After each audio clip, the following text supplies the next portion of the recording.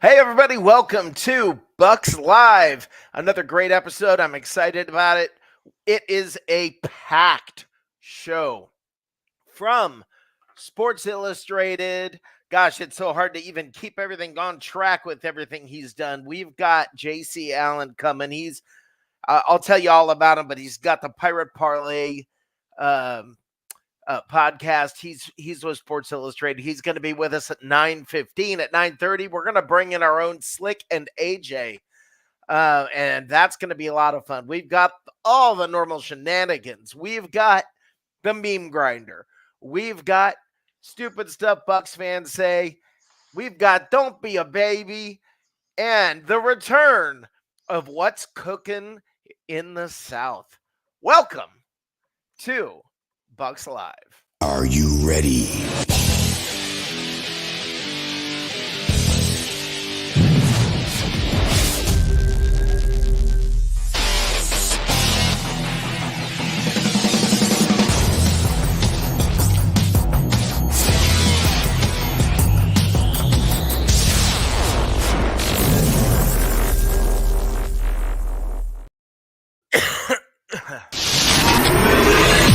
Get ready. Get ready.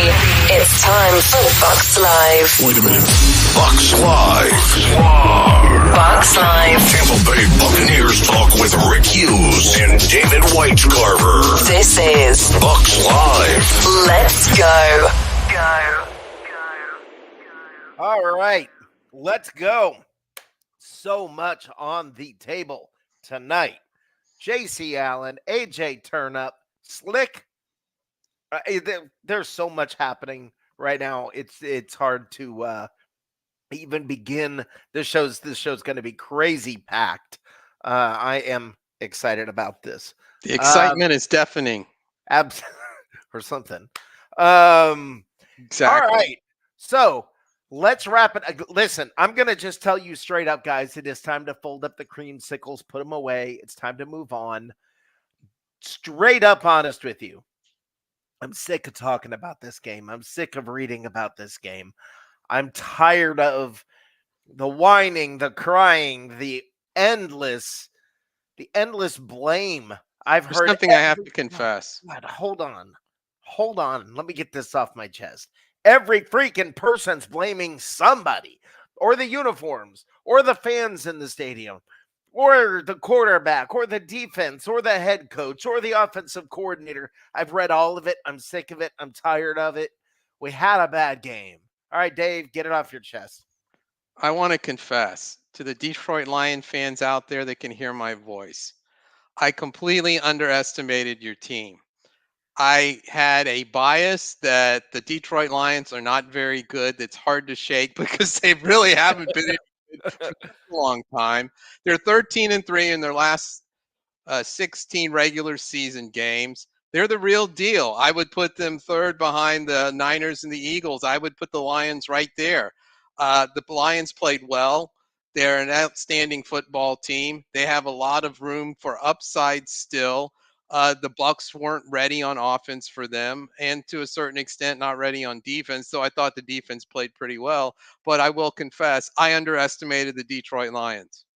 I think we all did. I think everybody was hopeful and ready, and that's just how it goes. But the thing that I find, like, with our segment about stupid stuff Bucks fans say, oh my God, you guys made it easy. You really made it easy this week. I mean, I how much I had to do to pare down the number of people, the number of comments. It was a challenge. I mean, you guys really provided some absolutely excellent content for us. So, wow. Listen, guys, we are on BUCS Live. We are on BUCS Report. We are on 102.9 Broad Street Radio. We are all over the place. I'm excited about all of the different platforms. Sports Talk Florida. We're everywhere. Guys, it's exciting. It's fun. The show is going to be awesome. Slick will be here with us. Everybody's ready to go, I think. AJ is already there. AJ, make yourself comfortable. Get yourself comfortable. We will get with you. We got Josh coming. I promised Josh we got 15 minutes with Josh, and then we'll bring you in. Man, there's so much. So much going on. Dave, are you frustrated at all by the? Are you frustrated at all by all the talk? I mean, seriously, are you I get frustrated? to the point where I tune it out. We had Tom Brady here for 3 years, went to a Super Bowl, won back-to-back division titles for the first time in team history. And I was just completely dumbfounded by the lack of enjoyment that Buck fans had. It was constant fire the GM, Todd Bowles, get rid of him, get rid of Byron Leftwich, get rid of AB. It just was endless. It's like this is the golden time, the golden era of Tampa Bay Buccaneer football, and everybody was pitching a fit and couldn't even enjoy the success the team had. It Yeah, really dumbfounds me. yeah, yeah. I agree. I mean, it's amazing to me. It really is just amazing to me. The over the top, unnecessary. That's the best way not to describe it. Is it's just unnecessary. The stuff that I've been reading and hearing, and blame. Look, we got beat by a better team. We've pounded this subject to death. We got beat by a better team. We've beaten the bad teams. We've lost to the good teams. That tells you where we're at. It's the realistic thing. Can we please, right now, for just, I'll give us a little bit longer, just a few more minutes to talk about this. And then I don't want to hear about it again. Okay? I don't want to hear about it again. I was actually encouraged by the Bucks trying to throw deep. You could tell that they were not in sync, and that's going to take time. But even on the tipped interception, Mike Evans had nobody within 10 to 15 yards of him and was wide open. And if Yeah. that ball doesn't get tipped, that's a touchdown, and it changes the complexion of the game. There were several other where they were throwing deep that it was just close but no cigar. And I think that those are going to start to, there's going to be connections made on those long balls in the very near future. It just takes time. We're getting in sync with Baker Mayfield and with all his running backs, his tight ends, and also his wide receivers. I think it's just a matter of time before the Bucks start producing on offense. But yes, on Sunday, the Detroit Lions were the better football team. They deserve to win. And you got to start talking there in contention. If either the Eagles or the Niners stumble, the Lions are going to be right there pushing to go to the Super Bowl. I can't believe I'm saying Well, you're that, right. but that's the reality. It is the reality. They're that good. That's all. It's not brain. It's not what this is. Detroit's that good. All right. Now I do want to. I'm gonna be realistic here, and it's not that criticism shouldn't happen. Dave Canales called a bad game. All right, it was a bad game. He did not call a good game. Let's be realistic about it. Let's be honest about it. Um, that was not his best work, as they say. And by the end of this year, he'll be doing much better. We have a rookie at that position, offensive coordinator. We have a rookie. There's going to be growing pains, and that's what we had. We have got to figure out something with the running game. That's the truth. Everybody get off Rashad White's back, please. Everybody who keeps saying, go get Leonard Fournette. Rashad White already beat Leonard Fournette out for the job. Okay, it's not like Leonard Fournette's a better running back than Rashad White. He's not. Okay, so let that go. Okay, there are other things going on. Listen, we've got an offensive line that was built for Tom Brady. We have the players that were built to protect Tom Brady. We have pass blockers on our offensive line. We didn't build a run blocking line. And now we're trying to run the ball. It's going to take a while. It's going to take growth. This is a rebuilding year. It's a rebuilding year, and we're 3-2. Good shot. We're going to be 4-2. We're leading the division in a rebuilding year. Most teams, you wonder what it's like for most teams after you lose Tom Brady. You want to know what it's like for most teams when it's rebuilding. You think our head coach is bad? Go talk to him in New England. Ugh.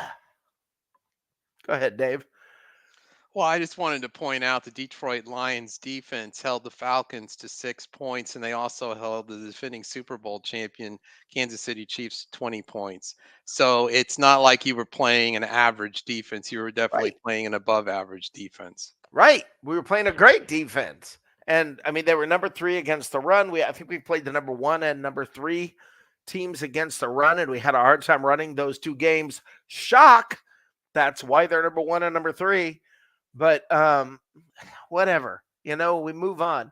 That game was over. It's over. It's time to talk about the Falcons. It's time to dig in to what's ahead. It really is. It's this spin cycle of blame that we get in. It gets old, and people keep saying, yeah, Detroit's good, but here's why we lost, and they keep blaming us. When we beat the Saints, we weren't saying, well, look what the Saints did bad, and that's why we won. No, we were saying, wow, look how great we were. That's why we won. We won because we were good. Well, that's what Detroit's saying right now.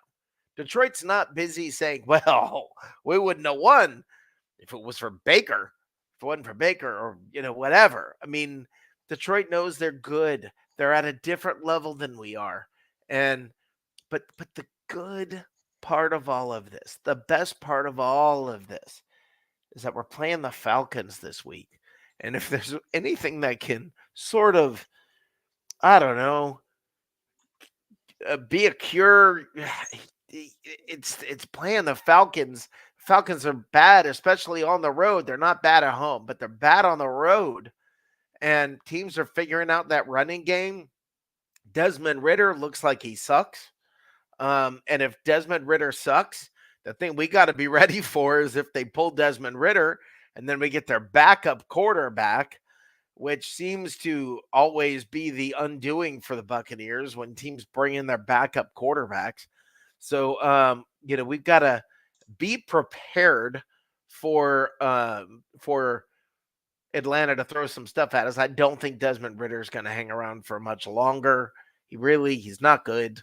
You hate saying that about anybody, but he's just not good. I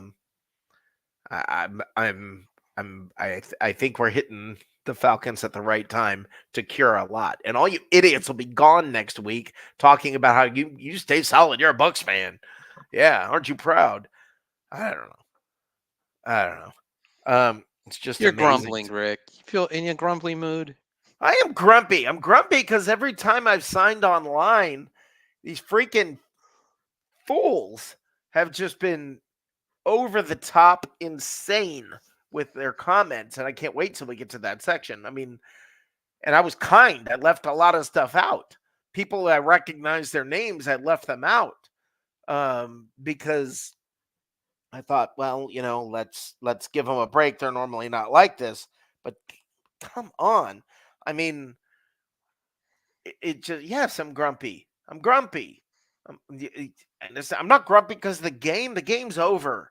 Yeah, it was fun. It was beautiful. It was beautiful seeing the creamsicles on the field. The whole field, the whole stadium, everything looked beautiful.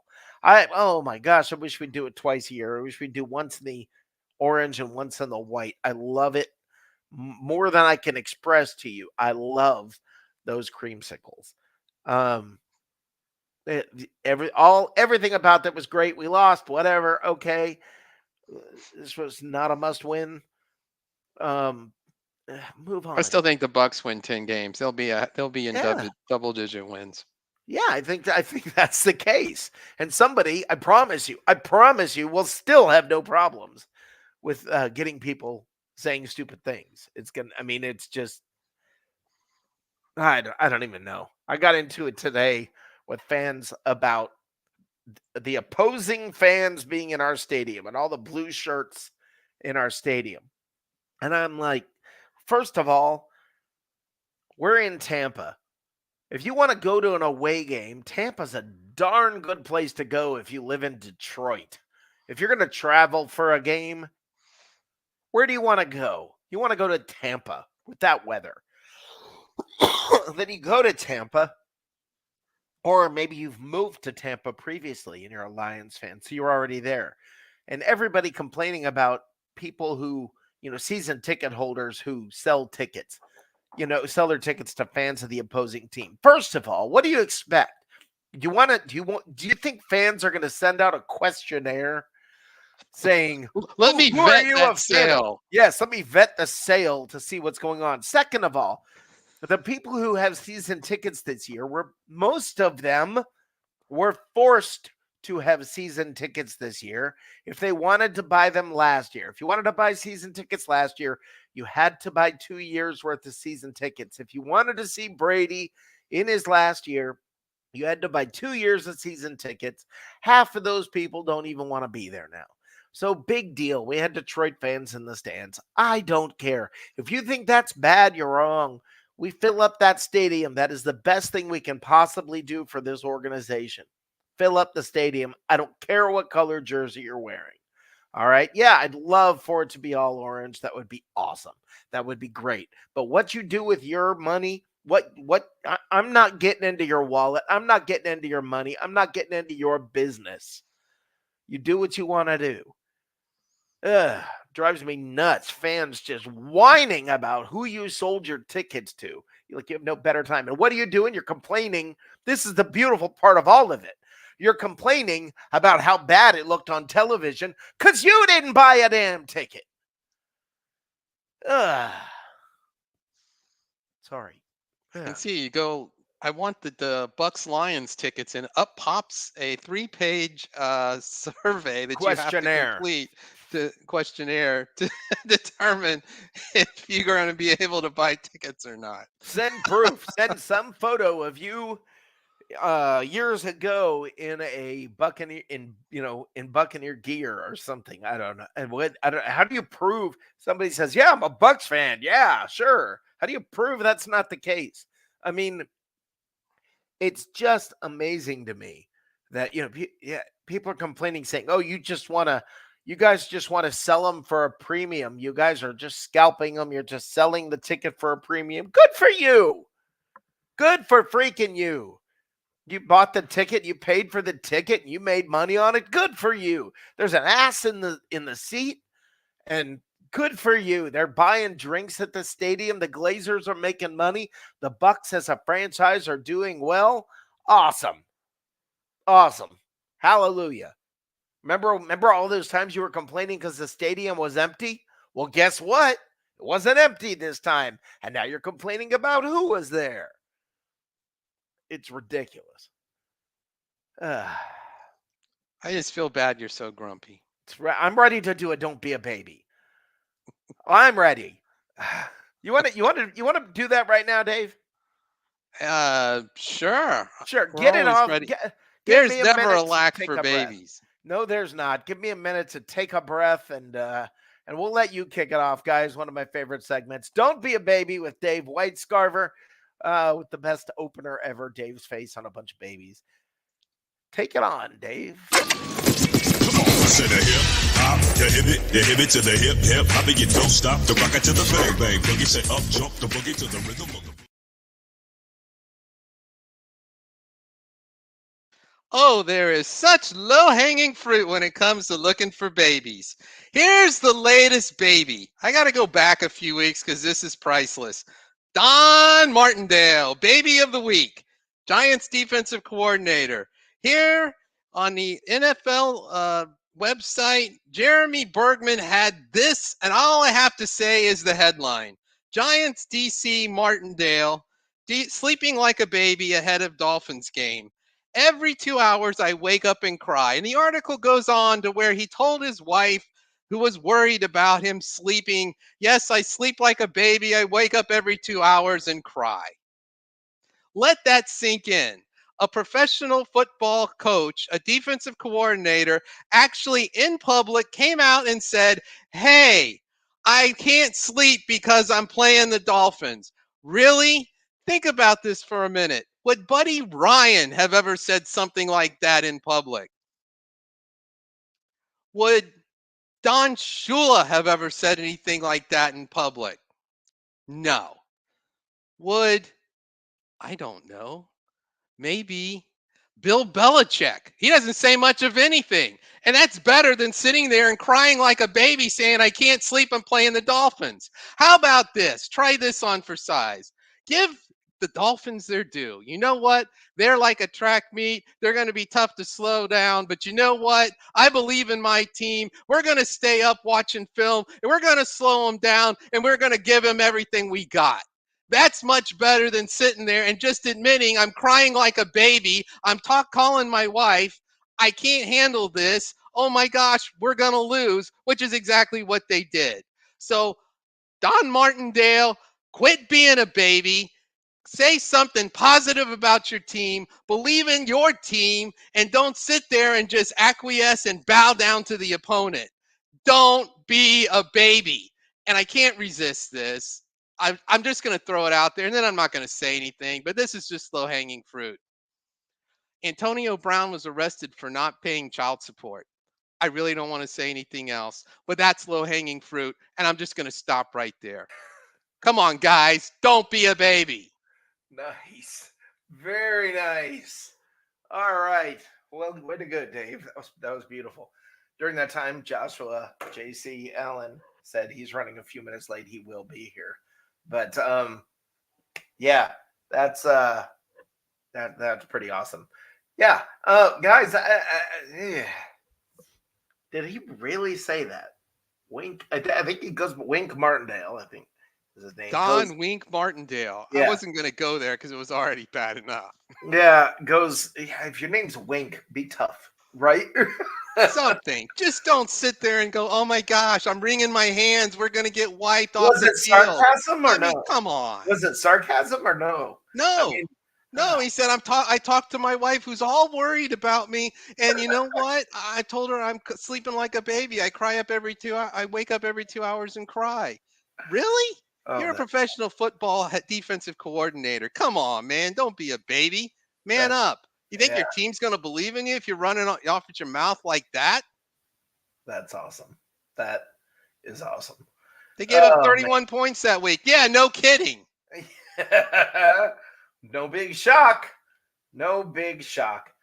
All right. I don't even. Can you imagine if one of the BUCS coaches did that? I mean, they're ripping them at. They're mad that Todd Bowles. Don't.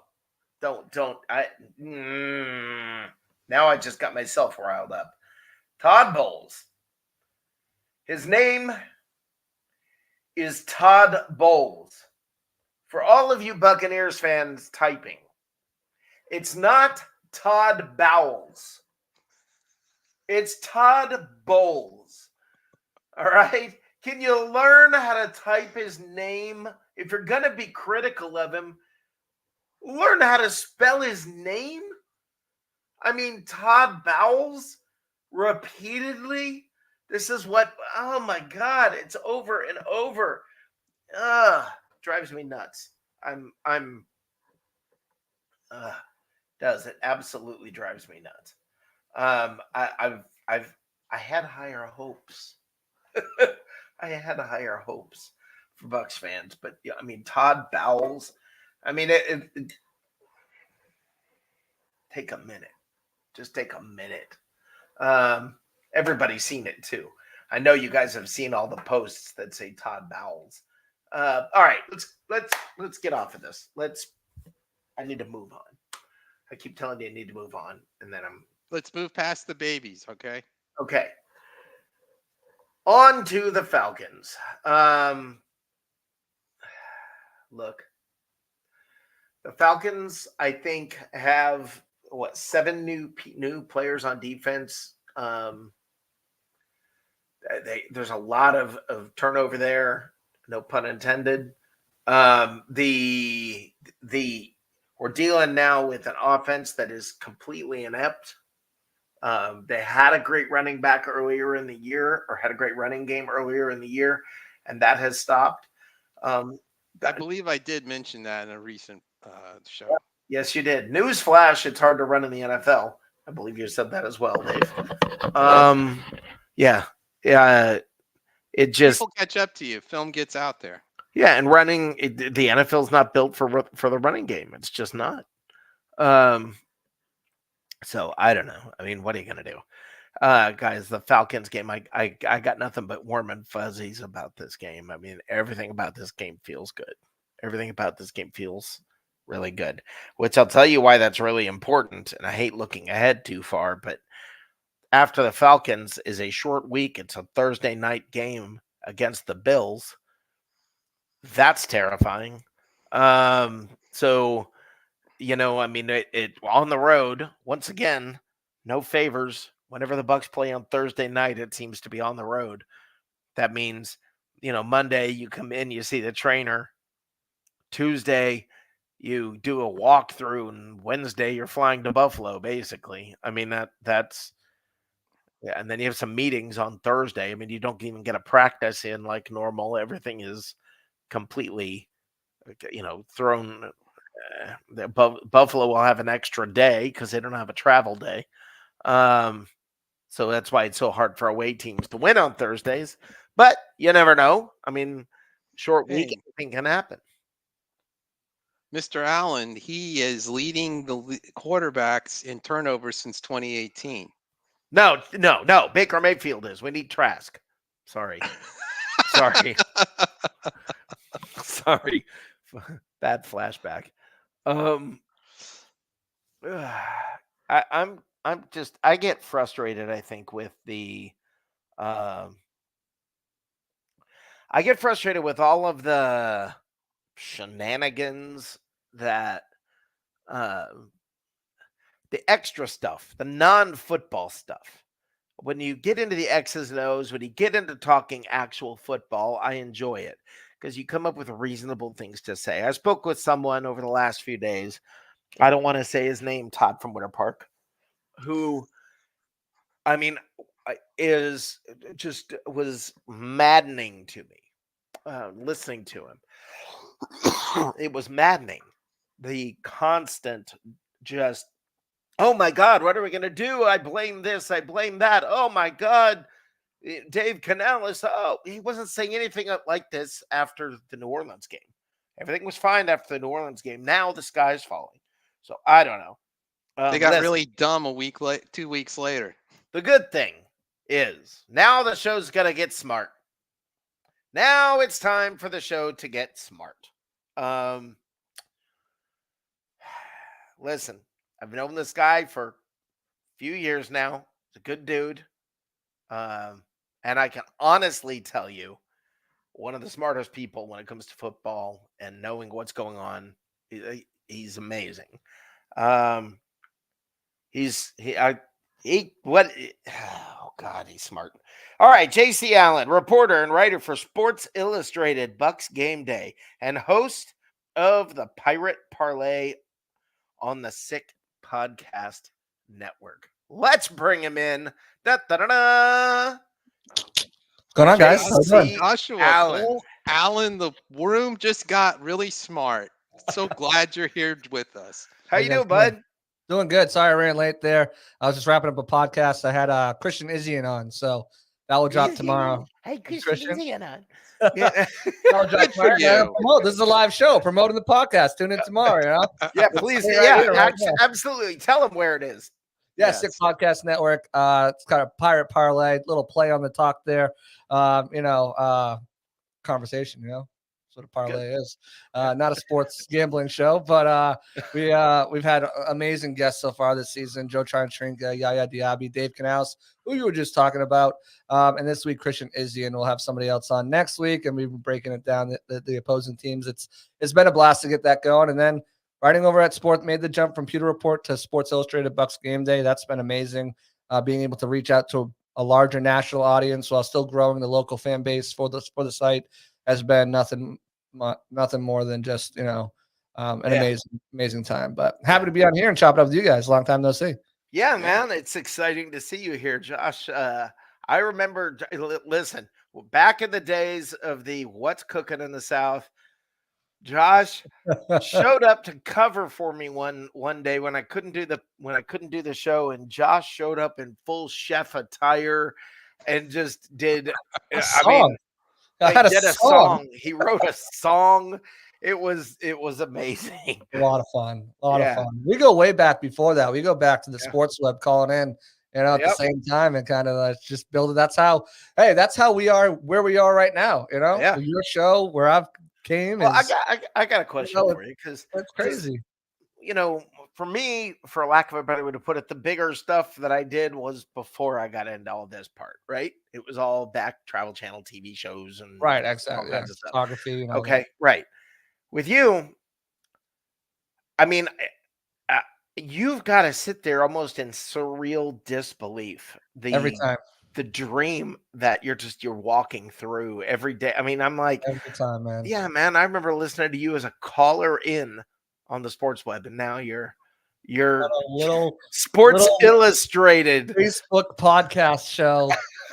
Sitting on my Sports couch. Illustrated, and he's still talking to us. I love it. Of course, there'll always be time for you. There'll always be time for Bucks Report. I'm doing Bucks Report this Friday. There'll always be time for Peter. Awesome. There'll always be time for Ray. There'll always be time for you guys. You guys are family. You guys will always be there.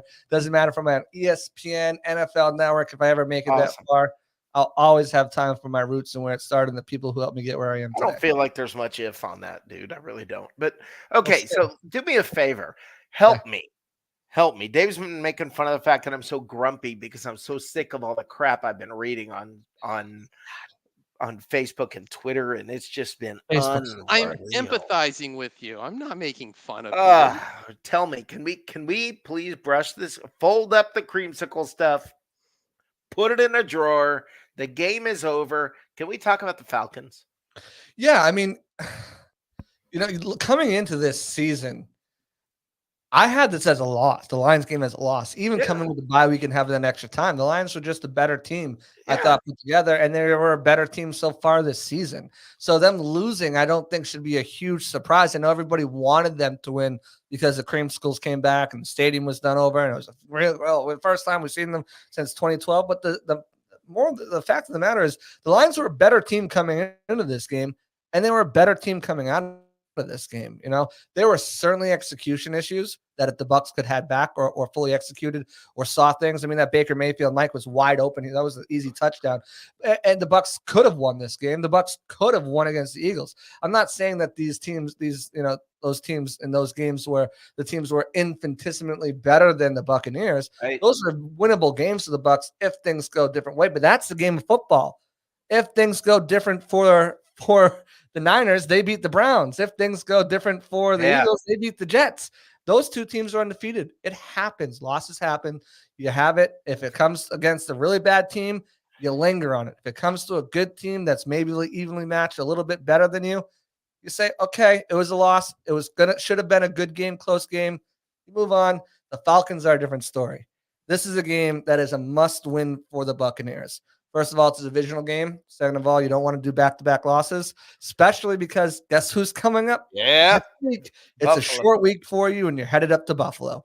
So And you it's need to win back-to-back this. weeks at home as well. So Right, and you got to It get that compounds bad juju out of your mouth. You need to win it, mostly because it's a divisional game, and if you win this, you extend your lead in the NFC South, and that's huge. But then you have the Buffalo Bills on a short week, and that's going to be a tough week too. A tough opponent that the Bucs probably are going to lose that game. I'm with you 100%. So, it's one of those things where you just kind of move on. They match up very well against what the Falcons are trying to do. The Buccaneers have been lights out against the run. Yep. Besides that Eagles game, where if you remember that Eagles game too, you got to take into consideration Vita Vea is dealing with a pec injury, a groin injury, and a foot injury for Devin White, limiting their impact they can have as players. And we know the impact that Vita Vea and Devin White have in the run game. So far, they've both been phenomenal. And that showed up again this past week against the Lions. So they're going to try to limit what Bijan Robinson can do and Tyler Algier can do and say, Desmond Ridder, you got to beat us with your arm. Quite frankly, he threw 3 interceptions last week. They haven't found a way to get Kyle Pitts involved in this offense the way he should be. Drake London has been up and down. And other than that, they have nobody else to throw to. I think they just traded for a wide receiver. Not like a high profile one. I forget who it was. it was one of those 6th, 7th round pick swaps to go. Oh, it was along Van with it. Jefferson from the Rams. But how big of a difference is he going to make? I don't really think he's going to. So this is a game. It's a get right game. You lost this one, get the taste out of your mouth, move on, beat the Falcons. worry about that. And I think it's a game they should win and correct the problems on the offense. It's still going to be difficult to run the ball. They've got a good run defense with Clay Campbell up front, and obviously with Grady Jarrett. Interior pressure is going to be a big thing to look out for. And the guy's going to have to play lights out, especially in run blocking, to give Baker enough time. But Baker's done a great job escaping. And how about the story of the year? I know where you're going. That's where I was about to go. You went exactly where I was going. I know you were going. So, yeah. I mean, it's a challenge, but it's a game they should win, and they should win fairly easy. Yeah, I think this is the cure for what ails you. I think that they're hitting the perfect team at the perfect time. And thankfully it's not in Atlanta because they do play better there. So yeah. Well, man, am I seeing things right, Joshua? That the wide receivers are getting open deep, but they're just timing's not there yet. It's part of that. I had Dave Canales on 2 weeks ago, and I asked him specifically about. Canales on 2 weeks ago. Oh, you want the smart guy, right? So I asked him specifically that. Is it something that because he had DT wide open in that Saints game, and just missed them. Is it so much as Baker missing these guys, or is it also just kind of not where you guys are on offense? Yeah. And I was on WDAE this morning, and they asked me the same thing with the deep shots. And it's just part of it is it's efficiency over explosive. And I think that's a big part of it, right? They are looking for the efficient play. So if you've got a guy running down the field,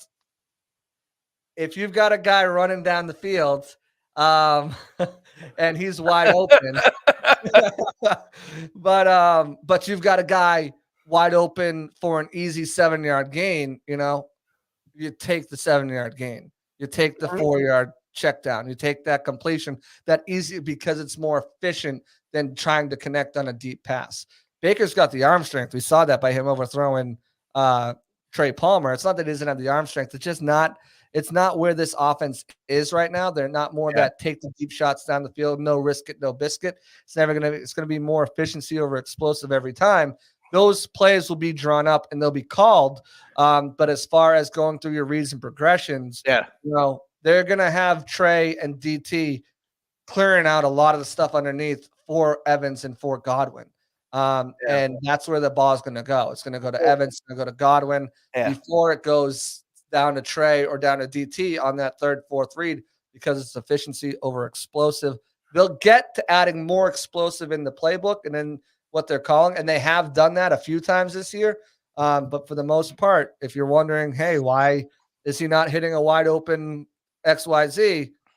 It's because the efficient play was to dump it off 7 yards to Chris Godwin and set yourself up for a 2nd and 3 or a 2nd and 3 instead of missing that play, and now you're in 2nd and 10 or 3rd and 10.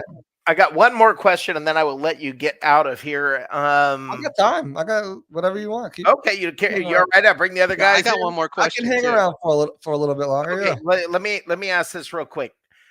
Why are the Buccaneers not using the field horizontally? Okay, why? This was the whole thing we talked about before the season was we're gonna stretch it horizontally. We're gonna do that. Baker's not rolling out. The runs are all up the middle.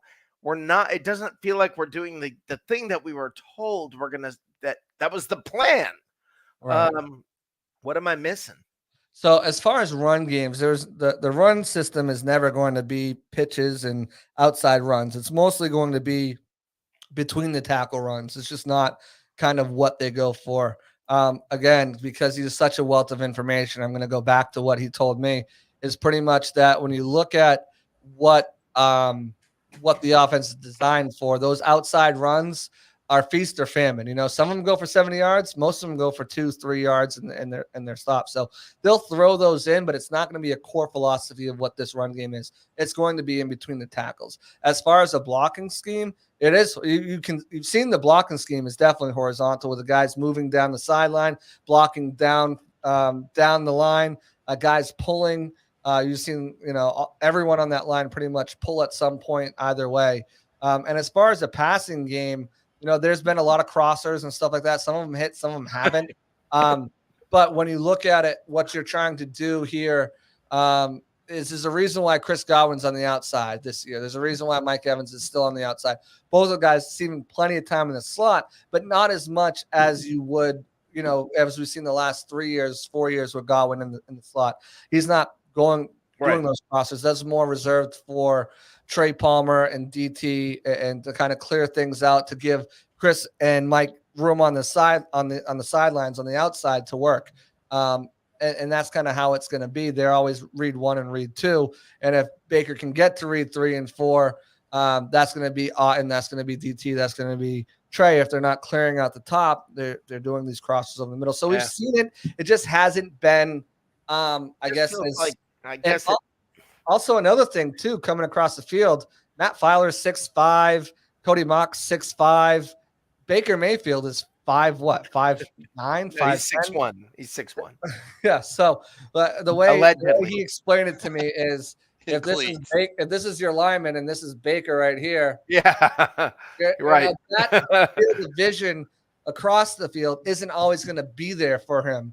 So it's easier for him to operate outside the numbers. That's why I was wondering why he's not rolling out like we thought. Well, why is he not pitching? That's a fair question. Yeah, why aren't we throwing swing patterns out there to the running backs? Why aren't we doing things where everything is concentrated right into the center of the field? So that's where the defense covers.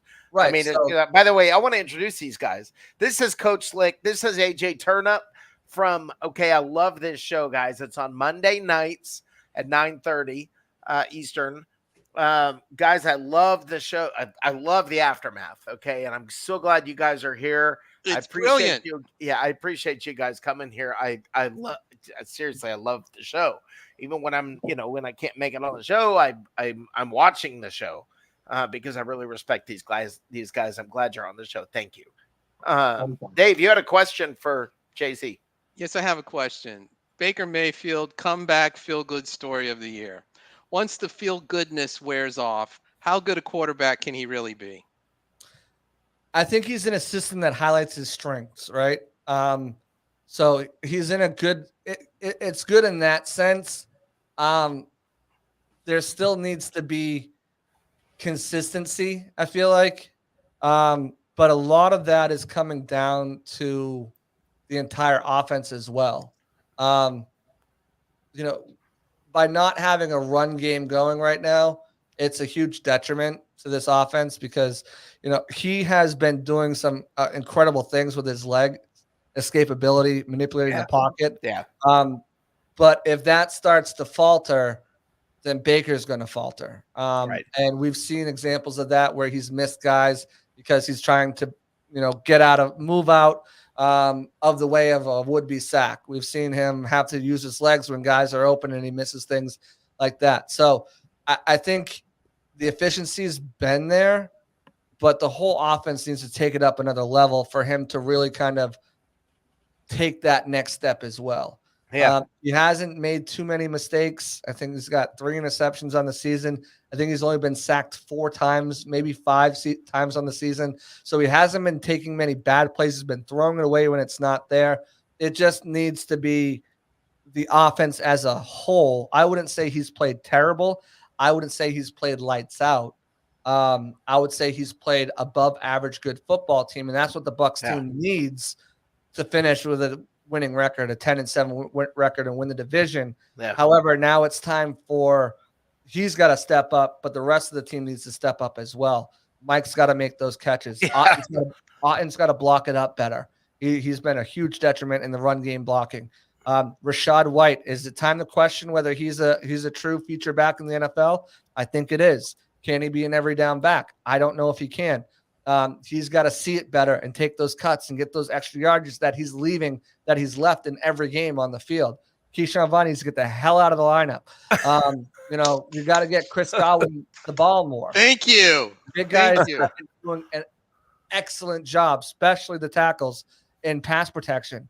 They got to step it up, especially the interior in run blocking. They got to be able to get to the second level. Davis got to coach it better. He'll be the first one to tell you that. I talked to him after the game. Tough loss. I got to coach it better. So suffice it to say, Keyshawn Vaughn will not be on Joshua's podcast. No. We need to see some more Sean Tucker. Let's see more Sean. No, he's been in the doghouse but I mean, you really can't put him in the doghouse because the run game as a whole has been absolutely garbage. Yeah. And Dave said on my podcast, he did say that implementing this run scheme does take some time, and that even when Shane Waldron came through, when they implemented, the style of run game that he wanted and married that with Pete Carroll's, it took about halfway through the season until the O-line really got the concept of the blocking and what they want to do. These guys are fit for it. I mean, they are very, they're very athletic. They're very mobile. They're very strong. They're big guys. They can do it. It's just for whatever reason or not, it hasn't clicked with them, and it hasn't clicked with the running back. So, hey, I want to do something fun. I want to do something fun. Oh, go ahead. To round about your question, as when does a feel good end with Baker? The long version, as you know, you're great at that. It ends if all of this stuff clicks, this stuff comes together, and he's not good, and he starts to make turnovers, starts to put them in situations where he's losing them actively losing him games. I don't think if you look at either one of these losses, you say that's on Baker, 100%. Yeah. And until he starts to do that, it's still a feel-good story. It's still a comeback player of the year story. I don't know anyone else around the NFL right now that you could say is head and shoulders above him. If we were talking even about winning the award, I think he's still probably got the award. He's a front runner for that award as well. Yeah, you got to think so. Hey, I'm going to do something, Joshua. This will bring you back. We are going to bring a segment back. We're going to make it a segment called What's Cooking in the South now. So what we have to do is go around the panel here. Dave, what'd you have for dinner? I had pork tenderloin that was cooked all day in a crock pot, homemade mashed potatoes, and green beans. Nice. Perfectly seasoned. AJ. I love my wife. Did I mention I love my wife? I love it. I've had that. I've had some of that food. AJ, what'd you have for dinner? Salmon and spinach. Nice. One of my favorites. Coach Slick. I was at work today, so I had soup. Bangers and mashed. Bang. Okay, so you But I had got soup. rum now, so that's all I need. There you go. JC, what did you have? It's Tuesday. Tacos. Excellent. All right, guys, we're gonna go ahead and introduce this segment now real quick. It's back. What's cooking in the South?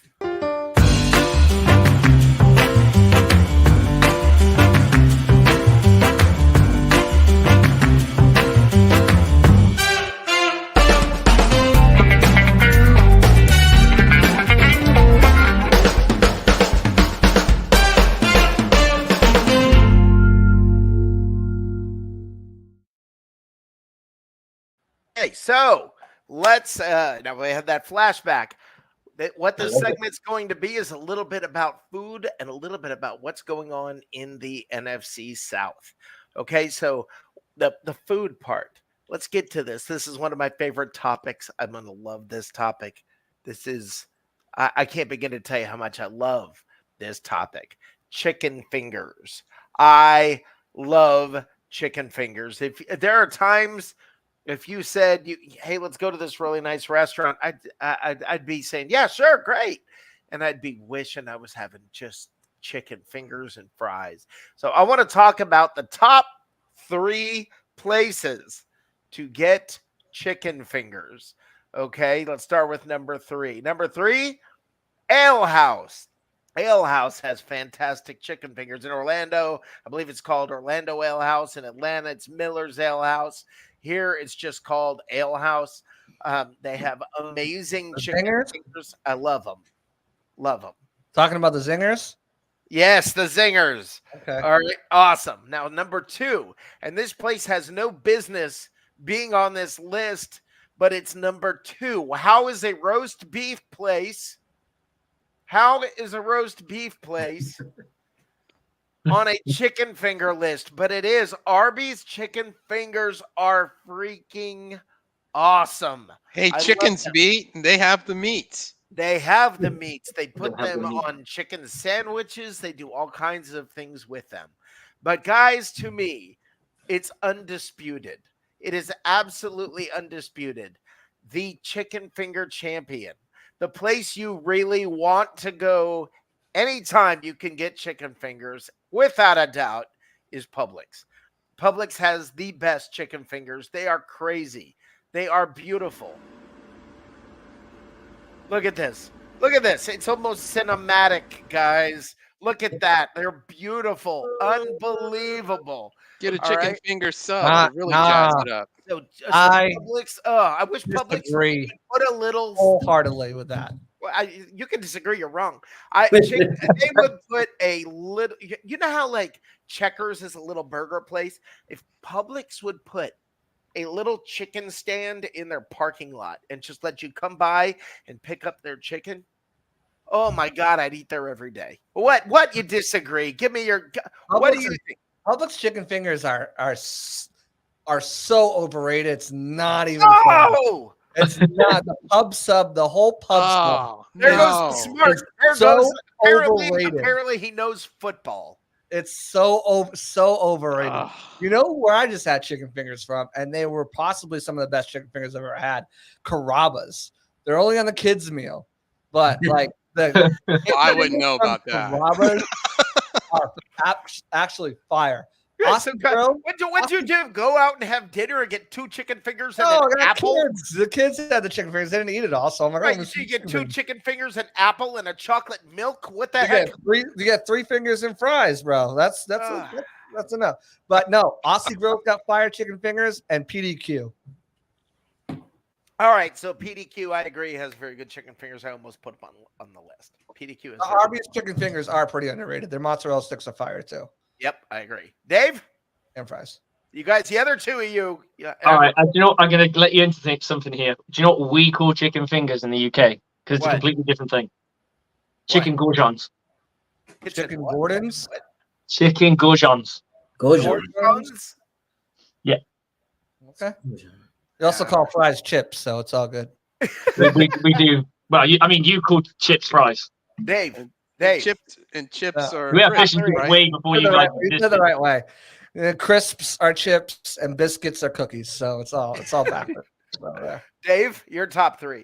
You're backward. Top 3. I go with Publix, especially if you throw it on a You don't have to do that. chicken finger sub. Yeah. Number 2, it's not really chicken fingers, but I really like the grilled Chick-fil-A nugget things they have. And number That's great. 3, It's a completely different topic for another day, but that's all good. but I mean, when I think chicken and chicken little things as chicken, that's what I want. Fingers you know? I don't hate need to be Chick-fil-A, fried. right? They can I be hate grilled so. chicken fingers too. I mean, hate Chick-fil-A chicken. I do. I hate the coating. It's like not crispy. It's Well, that's the kinda- thing. I get the grilled ones, so you don't have to worry about that. Yeah, It's okay. It's just And who's chicken, number grilled 3? chicken. I love it. And then Zaxby's if I have to. Okay. All right, AJ. Hold on, before AJ goes, I will tell you the secret to getting a Publix chicken finger sub, if you want a good one, is to not get the chicken chopped. Instead, get them cut in half. Because once you get it chopped, and especially if you get a mix in it, they start to mix it all up, and that takes away all the crispiness from the chicken fingers. If you're gonna get a pub sub, See, now you're cut talking. the chicken fingers in half, and that way you get to keep the. Oh, I'm crispiness. gonna love this segment. Oh my God, I'm gonna Go ahead, love AJ. this segment. I would say this is old cliche, but Popeye's chicken All right, their chicken strips are good, especially the spicy one. agree. Up here in the DMV area, the way that they fuse it together is so delicious because it's just enough hot sauce and spices on there that just gives it the flavor. So I love that. For the second one, it's like this local little carry out spot up here. And if I'm gonna go with chicken finger for number 3, I do like Chick-fil-A. It's different. Popeye is to give you a heart attack and put you in a coma. Chick-fil-A is more of a, semi. It's a lot of bad cholesterol at Popeyes, but it tastes so good. Exactly. So, I've been trying to cut back from stuff like that anyway because I want my heart to be healthy. And when AJ says he lives in the DMV area, he's not saying he lives near the driver's license office. He is he is saying he lives in like the DC what, metropolitan Virginia area? Is You that can what it say is? that. Yeah, technically the DMV Okay. is all of DC, Southern Maryland, and Northern Okay. Virginia. Got it. There you go. Got it. Okay. See, I this just isn't wanted. just a football show. This improves your life, That's and it right. also has geography lessons as well. This That's right. makes Now, you a complete oh, person well, when you we've watch this had show. geography lessons. Let me tell you something. We lost one of our Canadian fans because we went through that. So, Oh, I never had brisket before either. yeah, Yeah. exactly. And he no longer watches us. So, hi, Christopher Cole, by the way. Hello. Okay, so now let's get to the NFC South. Start with you, AJ. AJ, talk to me about the NFC South. Is there anybody that you think is going to challenge the Bucks? No, not at all. For the most part, the Bucks team is far more talented and they have far more to play for and more upside. The Falcons are a one-trick pony, but that's been exposed as we see. You stop the run, they're through. Ritter is what he is, and just not good. The Saints were the overrated hype team. That's why I think a lot of Buck fans were happy. I don't think Buck fans were. We knew that the Saints weren't as good as the media were going to say it. So we beating them was good because the way we embarrassed them. And then the Panthers are just lost. So no, the Buccaneers are in prime position. But I do think depending on the next few games, when it comes to the Saints, if the Saints start losing like within like 4 games by the time we play them again, 4 to 5, I think they will really have nothing to play for, but it's still a rivalry game. But in a nutshell, no, the Bucks have it. It is just up to them. It's up to the offense, like JC said. I believe in Canales. I think he just relaxed, learned from his errors, and they're going to get back to it. Baker's fine. Leave Baker alone. Everybody has a bad day. He's going to be Leave fine. Brittany alone. Leave Baker alone. So, yeah, Okay, that's Slick. fine. What about you? Is there anybody who can challenge the Bucks? The only one who could really challenge this is probably the Saints because they are the most put together team. They have a rushing attack. They do have weapons in the passing game. Their offensive line is decent. It's not amazing. And they do have a defense that is capable. But I think if they get beat down anymore, it'll just come down to it being a rivalry game. I really don't see them. I really don't see it. But I think if out of all the teams, that's probably the team to watch because they're the most put together team. Dave?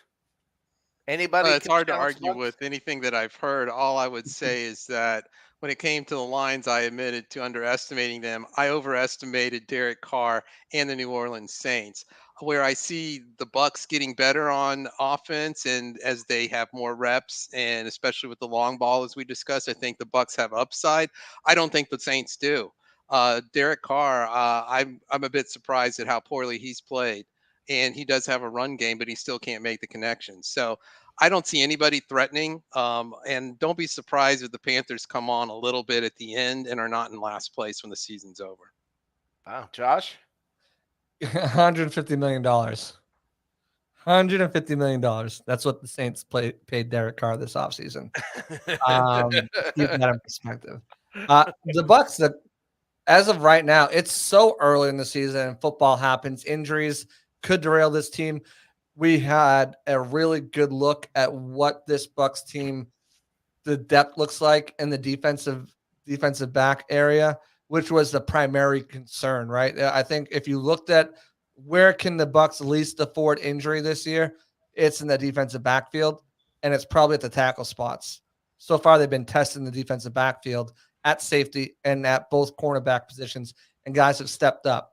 So I think if injuries hit that area, I think you look at it and you feel more comfortable. If one of the tackles goes down, it's scary. It's scary behind them. I don't know if any of those guys can step in and play very good. So for the Bucks, it's their division to lose pretty much. I feel like even at this early point in the season, they got to win against Atlanta. That's going to further cement themselves as a team to beat. Carolina is just young. They're ways away. They're talking about selling off pieces already with Deontay Jackson, Jeremy Chin, and even Brian Burns potentially being available. I think they realize that they need to stock up on assets after trading so many away for Bryce Young. And they're just a ways away. The Falcons need a quarterback. I think they could be a competitive team They've got good run defense. I think they still need a few more weapons on offense. They still need a few more pieces on defense, but they're quarterback and a few pieces away, I think, from being a competitive team in the NFC South. And I think between them and the Saints, they could potentially be good in the next year or so coming up. But yeah, I mean, the Saints, they've got, as Slick said, they've got a lot of the pieces around them. It's just they haven't played as a cohesive unit, and Derek Carr has been holding them back with that $150 million contract. So I mean, the Bucs just need to continue to improve as the season goes on and stay healthy. And I think this division is theirs. I think they win it with about a 10-7 record. Saints are probably right behind them, somewhere like 7-9, followed by the Falcons closely behind them at like 6-11. And then I got the Panthers probably, 2 or 3 wins on the season, giving Chicago that early draft pick. I think I from my point of view, do I think anybody we're talking like, can any of the teams come up to the Bucs level? I don't believe that any of them can. However, I do. If there's any concern, it's that are the Bucs going to maybe go down to the level of a team that's struggling? Look, if the Bucs drop this game and then they drop Buffalo, I mean, leaves the window open. Right. So, I mean, I look at it and say, I think the Saints could challenge. I think if anybody's going to challenge, it's going to be the Saints. Long shot, the Falcons. Not a shot in the world. I live in Charlotte. There's not a shot in the world that it's going to happen with the Panthers. They're awful. Their coaching staff, I said this from the beginning, they were so excited that they got Frank Reich, and I'm like, he just failed somewhere else. So I didn't get it. But, what are you going to do? That's what's cooking in the South, guys. Thank you for partaking in that. Joshua, tell everybody where they can find you. Yeah, absolutely. You guys can find me on Twitter at JCAllenNFL right there. All my work over at Sports Illustrated Bucs Game Day. You can follow them on Twitter, follow them on Sports Illustrated, or just give it a quick Google search, Bucs News, and we'll be one of the first sites that pops up for you. I got a podcast out called Pirate Parlay with the Sick Podcast Network. New episode drops tomorrow. Got Christian Izzian, the Buccaneers nickel cornerback, on with me. It was a great interview talking about football, talking about life, talking about some of his interests and hobbies and stuff like that. So definitely tune into that. Check out the prior episodes with JTS, with Yaya Diaby, Dave Canales, and find out who else I got coming on later in the season. It's going to be a lot of fun. Other than that, I'm popping up all over the place. If I'm not on my podcast, I'm on here, I'm on there, I'm on everywhere. So, hardest working man in this business, JC Allen. Thank you for coming by, my friend. Absolutely. Pleasure is all ours. Thank you. Have a great night. All care. right. That was awesome. Great way to, like I said. I want to reiterate that me and AJ said that Derek Carr was a fraud from the get-go. Yes, we did. Yes, we did. And the reason he look at what he had in Las Vegas. Yep. He had Darren Waller, one of the best running backs. His buddy comes back from Fresno State to come and join him, third and Renfro, and he got benched. Yeah. And Devontae Adams last year. So yep. Yeah, everybody. His buddy. Yeah. His bunkmate. Exactly. And I do like what you were saying about this, Rick. I feel the same. I have a good feeling about this Bucs game against the Falcons. Now, this is the game, and I wanted JC to hear this because he's in the big leagues. My man just talking to everybody. Like you said, Rick, he just talks to people. I just want to get him this little info to Canales. I want Canales this week to relax, and what Slick has said a lot, have fun with this team. You have a lot of weapons. This is not a very good team that we're going against. If you can put them away early, and as we were talking about, we need to see rollouts. We need to see horizontal plays. I agree completely. And the best thing is we need to see, what's coming up. Need crossing routes. More crossing routes. Oh! Yes. And in retrospect, the pass is gonna have to be set up for the run. This is why I say that. Once the pass game gets really good, this Falcons defense is going to want to try to rush the passer, so that means they can't load the box. That's when, if you want your running backs to get some yards, you can. But I also wanted to wish JC was here. I wanted to tell him this: the Bucks are gonna have to look for someone with the all-stop mentality next season, because right now none of our backs have that mindset.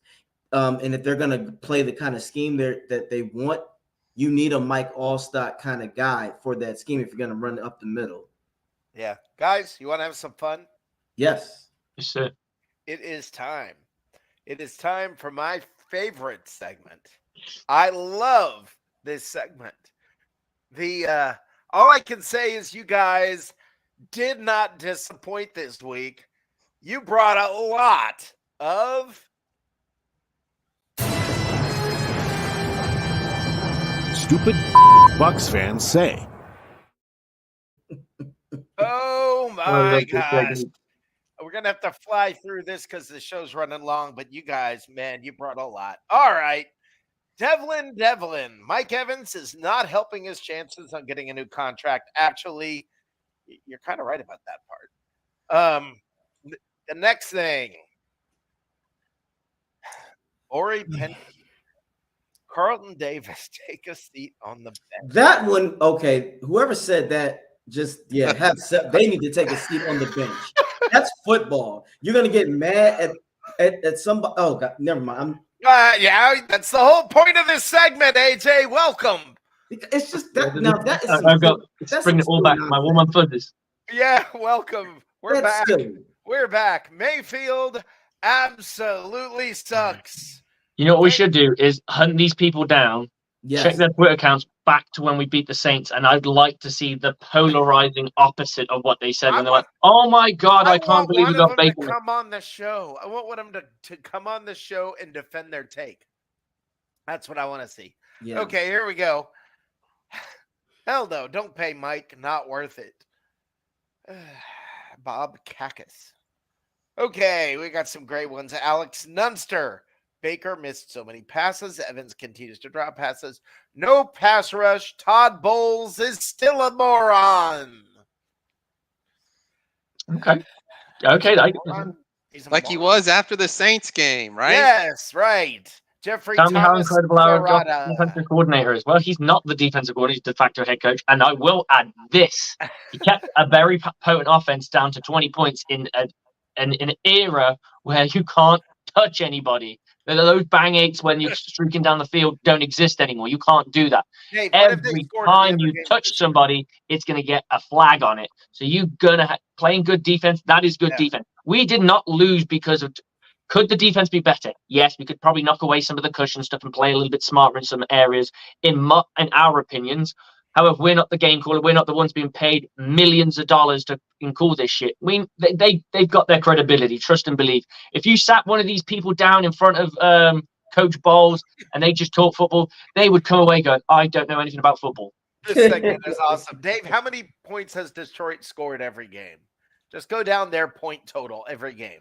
Doesn't matter who they're 21 playing. against the defending Super Bowl champions, 31 in an overtime loss to Seattle at home, 20 points at Atlanta, 34 at Green Bay, 42 at home against Carolina, and then 20 against the Bucs. So we held them to the lowest point total possible. So to you, hey, idiot. You're an idiot. Stupid Bucks fans say. Let me get back to this. All right. And I might add that. Hold on. We got another one up here. Hold on. It said 2 weeks ago. Wait, I said it 2 weeks ago and made a post. I said Baker Mayfield was carrying a mediocre offense. Today, we seen what happens when Baker can't carry a mediocre offense. We seen. Guys, just do me one favor. Learn how to speak English. Go, Dave. I was going to say Mike Evans is leading the team with 386 yards and 3 touchdowns. Yeah. And the longest completion on the team of 70 yards. Yeah. Other than that, he's worthless. Idiots. Tell me the NFL ain't fixed after the 49ers-Browns game, LOL. Okay, they would have wanted the Browns to lose that game. So, yes, I'll tell you that's the poorest example you could have given. There are plenty you probably could have given, but that one ain't one of them. All right. Godwin isn't the same player he was prior to the knee injury. That's a fact. He's a wide receiver 3 now. What? That's just obnoxious. Oh, we're just getting started. We are just getting started. That's obnoxious. All right, here we go. I got 5 more. Man, listen, I'm ready to see what Trask is about. Don't care for Baker. Chris should get more plays. Mike is not the go-to receiver. Never was, in my opinion. And our secondary. So he literally he made 3 points, all of which are wrong. He wants Baker gone for Trask. Idiot. He says Mike is not the go-to receiver and never was. Idiot. And he's cutting down our secondary, which has been fantastic. So it's just we've won games because of that secondary. Yes. Oh, he's just grumpy. He's stacking stupid on top of stupid. Okay, we've been got grumpy. Light and Mayfield need to kick rocks because For what? What's Light done? What did Light do? It was Light's fault that he drafted Mike Evans and he dropped a pass. So let's blame Light. I don't know. I mean, it's monumentally stupid. This is what Dave, you wondered why I was grumpy. I've been reading this crap all week. All right, here we go. It's only Tuesday. I know. This team is so bad that Bowles doing what he does best, which is being the worst coach in the league. Yes. Bowles is Oh, I mean, you spoke it, and I could imagine it, but to actually see it, that's just look at this hysterical. idiot. Forget that he can't spell Bowles. He's in the Buccaneers fan group, and he can't spell Bucks. Bucks. Oh, my Lord. We got to tighten up offensively and defensively if we want to No. It's defensively. Yeah, defensively. Yeah, don't say it like it's written. I'm sorry, defensively. This is why you should always. I got a motto, guys. Reflect, not react. Sometimes it's best not to do anything off emotion. You're gonna sometimes say things that you don't mean, or you're just gonna. Well, this is the best. Yeah, this is the best. The one that's next is best. Yeah. The one that's next is epic because he's a name that I know. He's requested to be a guest on shows repeatedly. Okay. And it's the monumental. Just let this soak in. Stupid Bucks fans say. Gary Nullbuck Roman. I will be selling the remainder of my season tickets and canceling for next year. I'll be watching from the couch, so it was fun while it lasted. First of all, make sure you sell it only to Bucks fans. Get your questionnaires out. That was a fantastic point, Rick. I would say I was one of the few people going, oh, for fuck's sake, why have we got so many blue shirts in there? And your points that you made are absolutely valid. No one's going to fucking check who's buying their fucking tickets. If someone wants to buy your ticket for more than face value, you're not going to go, well, are you a Bucks fan? What's your credibility? On a scale of 1 to 10, how are you a Bucks fan? And how would I know? Here's the question there. Me, match the number with the player. I mean, it's just epic. It's an extremely valid point. It's just epic. Guys, first, they had to buy season tickets. If you wanted tickets last year, well, Gary Nullbuck Roman. Gary Nullbuck Roman. Okay? Get rid of the name Buck when you get rid of your tickets, would you? Just go ahead, Gary Null Roman. Okay? It's gone. It's been your past. You don't deserve the name anymore. No, that's just it's silly though. It's in your rear view mirror. Get my team's name out your mouth. It's like that special bad kid. You just gotta let them throw their tantrums and then go. Are you done? Hit them with the Birdman. Are you finished or is you done? The question is, you're a season ticket holder. we've only been relevant since 2020, Mike. Right? Let's be brutally honest here, and we haven't been good for a very long time. This guy's a recent season ticket holder. We're 3-2. We're leading the division. I know. It's not enough. We are Lost currently the game. 4th seed in the NFC with a game in hand, and we're about to play a divisional rival. If we beat them, we have bragging rights on them, and we separate ourselves in the division furthermore.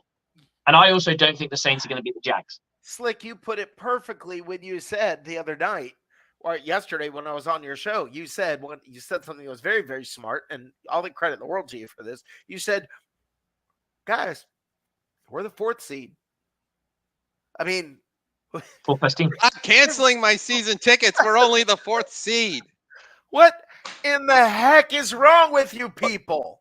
What football did they watch? What BUCS ball did they watch before this? Can we do this and just have a little bit of fun now and change subjects? Because these idiots, I just want to have some fun and talk about something silly and stupid and bring up the meme grinder. The meme grinder is just a silly, fun little segment where we just have some memes that have popped up during the week. Some of them may be relevant. Some of them may not be relevant. Rarely are they, but they're all just silliness. And it's time to lighten up a little bit.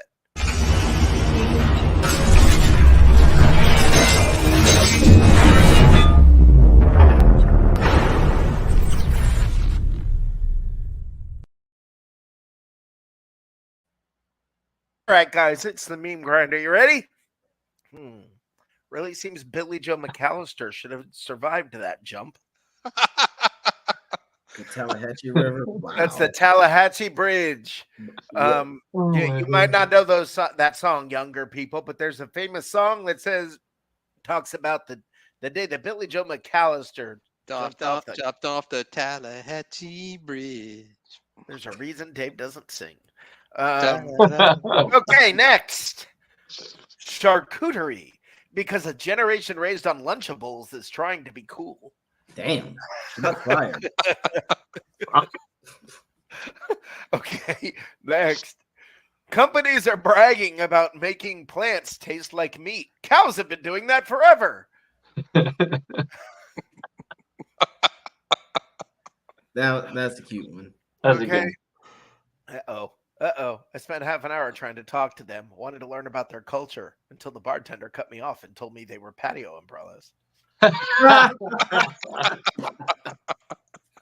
I mean, if you're drunk enough, that kill throw you off. A truck carrying ramen noodles crashed. Estimated lost $38. Facts. That's true. That's true. Man. Just another unrealistic expectation for women. Realistic body expectation for women. Long-armed it. Lord. Okay, in 2 months on Herbalife, Juan has lost $200. You gotta have discipline. Yes, when people tell you about Herbalife, if you don't put in the work, that is exactly what that's gonna be like. Okay, next, second to last one. Something magical is about to happen. Oh, God. That's a Cowboy fan. He's about to buy a belt. It's a bit late, isn't it? A belt. Yeah, it's a little bit late. Good thing he bought that shirt at the Tall Man. Yeah. And last but not least, bring on some football. What the Broncos traded for Sean Payton and Russell Wilson. I don't feel bad at all. This is Look beautiful. at this, guys. Mm-hmm. It's beautiful. Broncos traded for Sean Payton and Russell Wilson. 3 first-round picks, 3 second-round picks, a 3rd-round pick, and a 4th-round pick, and they're paying how much? And this is your result. I love it. This is good. What do you mean? That's beautiful. It's Christmas in September and October. It is What do you freaking mean? beautiful. I'm honestly surprised just how bad they are. I thought it would tighten up a little bit and they would be a bit better. But I don't think Sean Payton is that good. And the reason being is he had a Hall of Fame quarterback and he won 1 Super Bowl. He had a Hall of Fame quarterback and he didn't win the division every single year. He had years where they finished where they had losing seasons. Yeah. It wasn't that Drew Brees was out. He just wasn't good. So we've talked about how Rick and I have how this reflects on Pete Carroll. Pete Carroll is an underrated great coach. Yes, in the last 30 seconds of a Super Bowl inside the 5, he's not very good, but otherwise he is exceptional as far as an NFL coach goes. Did you hear about what Marshawn Lynch said he actually did to Pete Carroll after he called it? He laughed in his face. He laughed in his face. As he should. He should have laughed in his face. He should have done that. That was the dumbest damn play call. The dumbest play call in Super Bowl history. Yeah. All right. Last thing, because we've run overtime, and I know Dave's got to be up at before the crack of dawn. So we got to get going. I'm on German time tomorrow. Yes. So I want to do two things. I want to one more time, Slick. What are chicken fingers called? Goujons. It's freaking beautiful. It's just gorgeous. It looks fake. It's so perfect. Publix, you're awesome. You know what? We don't have that over here. We don't have Publix. I know that. Yeah. It's not even all over the U.S., but it's in Tampa. It's in the whole southeastern I'm US. coming next year, baby. It's worth it for that, man. Just make sure you go to Publix for the chicken. I'm going to do a chicken tenders tour just for you, Rick. Next week, ice cream.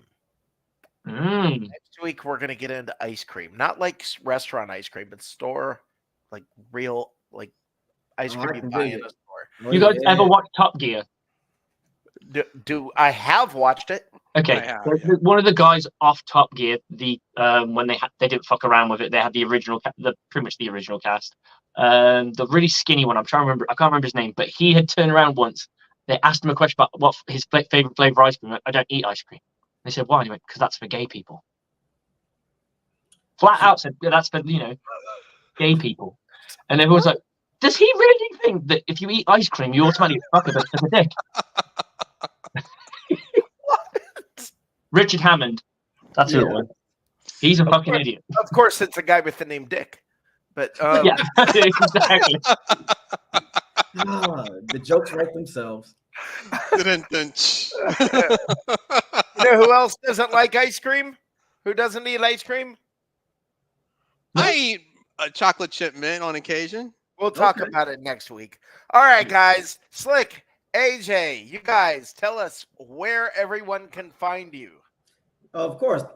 The Aftermath 102.9, The Game, Broad Street South Radio. You got the man, Coach Slick, right here, aka the British guy who's always flying on standby. And of course, I got my bro host with the most, Mr. AJ Turnup. And you can check him out and his wonderful merch that he's got going on. And I keep forgetting that it's mirrored, so I'm doing this and I'm pointing it the wrong fucking direction. And it's all good. Yes, I'm always here. Yep, I can always just check in. It's about Bucking Time. That's my channel, and then of course, but like I said, the Aftermath is where it is, where it goes down. And you guys do the pregame and postgame show too. Yes, we did it free. Oh, that's awesome. I try and hop on there as much as I can as well. We appreciate it, man. We appreciate anything you guys can bring us. Sometimes it can get a little bit lonely up there when you're like, it's a quiet day and there's no one commenting. You're like, I got to kind of talk for about 45 minutes about this game. And it's like, sometimes you've covered everything. And you're like, sometimes I see a Rick Pop like, yes, I got someone to talk to. Well, the Bucks going to have some Atlanta Falcons this week. So I don't think I can make it on the show this week because I have to work. No problem. No problem. Maybe you could talk this other guy into. If he wants to join us, he's more than welcome. Always. Anytime. You guys are always welcome. I'm really glad you brought this show back because it's absolutely amazing and you've just made it new and improved. Love the baby thing, Dave, and that intro is absolutely amazing. It just made me smile. And it's a very good point. No man could ever be talking about how we got backwards. It took all afternoon to film. He filmed. Yeah, I can imagine. Skating. So, thank you guys for being here. I will. I'll see you pre-game show, post-game show. I think sometimes you guys are on Saturday nights or something. Yeah, that's been usually gets a call. One of us will get a message around about. I think it's like their early morning, my afternoon. Do you want to do a show? And I'm like, yeah, why not? I'm available then. I don't know if Dave is, but we'll pop hop on. We'll do whatever we can. You guys are awesome. Thank you for being here, everybody. Thank you, Slick. Thank you, AJ. Pleasure. You guys as take it always. easy. Thank you, Dave. Go Bucks. You guys always. are all awesome. Go Bucks. Go Bucks. Bucks. Go Bucks. Are you ready?